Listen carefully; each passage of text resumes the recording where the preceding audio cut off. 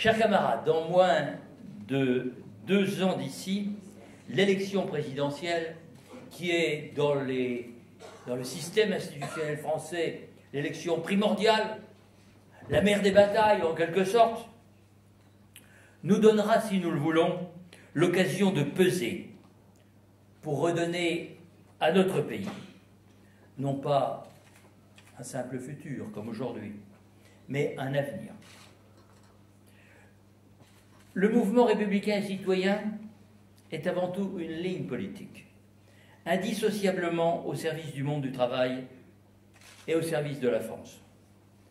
Une ligne continue dans la durée, à la fois cohérente et exigeante, ambitieuse enfin, pour la République et pour la nation.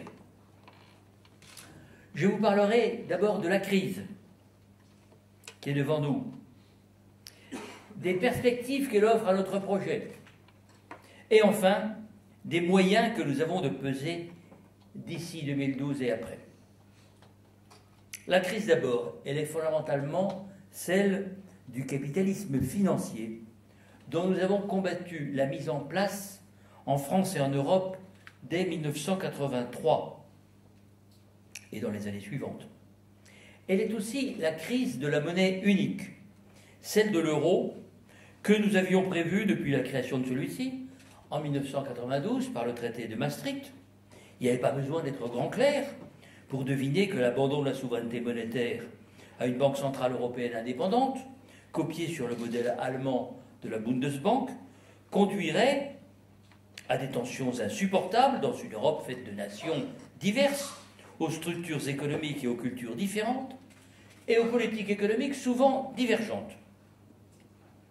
À ce pari fou, à vrai dire, sur une convergence économique improbable des nations dans la zone euro, qui est loin d'être une zone optimale, comme disent les économistes, Robert Mundell en particulier, nous avons dès le départ manifesté une opposition solidement argumentée. Non pas contre l'Europe, car nous ne sommes pas des anti-européens, mais pour une Europe des peuples, avec leurs nations, et non pas sans elles, voire contre elles. L'heure des comptes est arrivée.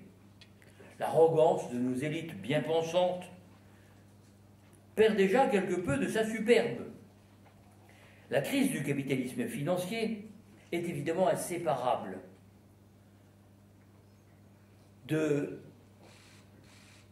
ce qui lui a permis de se développer, c'est-à-dire les politiques de déréglementation mises en œuvre dans le monde anglo-saxon par Mme Thatcher et par M. Reagan, et en France et en Europe, en vertu des traités européens, et particulièrement de l'acte unique de 1987. Au nom du principe de la concurrence, 300 directives européennes ont interdit les politiques industrielles et cassé les services publics. La seule régulation admise était celle du capital, dont la liberté de mouvement, y compris vis-à-vis des pays tiers, a été consacrée le 1er janvier 1990. Jean-Luc Laurent l'a d'ailleurs rappelé tout à l'heure. Tout le pouvoir aux actionnaires, voilà le mot d'ordre. Leurs exigences de rentabilité ont fini par commander tous les choix économiques, les délocalisations industrielles s'ensuivirent, l'épargne française s'est envolée à l'étranger, les capitaux investis à l'extérieur, passant de 80 milliards d'euros en 1982, à l'époque où j'étais ministre de l'Industrie, à 880 milliards d'euros aujourd'hui, soit 11 fois plus. Les effectifs employés dans l'industrie française ont fondu dans le même temps de 6 millions à 3,5 millions. Une quasi-stagnation industrielle a marqué les 2 dernières décennies, installant notre pays dans un chômage de masse, un peu plus de 10%, enfin autour de 10%, et frappant particulièrement les jeunes, plus de 20%. Le capitalisme financier à l'anglo-saxonne est entré depuis 2007 dans une crise de longue durée. Il a vu son principe se retourner contre lui, avec la crise des subprimes, l'hyperpuissance américaine qui soutient le capitalisme financier mondialisé comme la clé de voûte soutient la cathédrale, s'est enlisé militairement et financièrement sous la précédente administration.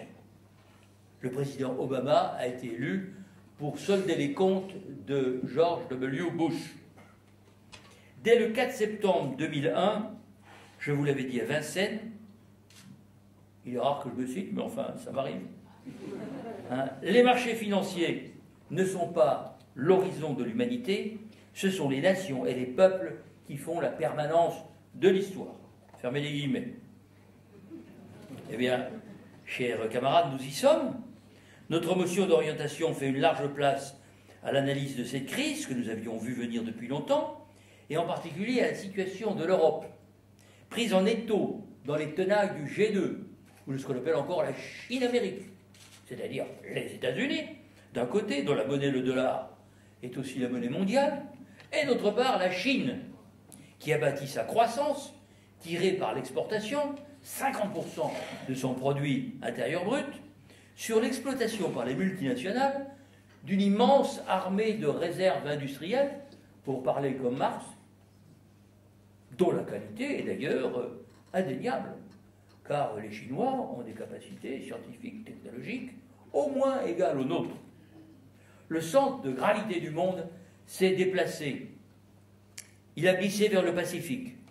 L'Europe est devenue un continent périphérique, ce dont je crois beaucoup ne se sont pas encore avisés. Le traité de Lisbonne a achevé de la réduire à l'impuissance à travers un mécanisme décisionnel lent, opaque et inopérant, qui nous arme tout au plus, si nous en étions capables, pour devenir une grande Suisse. Mais je pense que nous n'en sommes pas capables. Entre nous, quel échec à tous égards pour les prophètes de Maastricht. Je vous renvoie au bêtisier de Maastricht, où j'avais repris toutes les déclarations de nos leaders, de droite comme de gauche, qui nous promettaient monts et merveilles.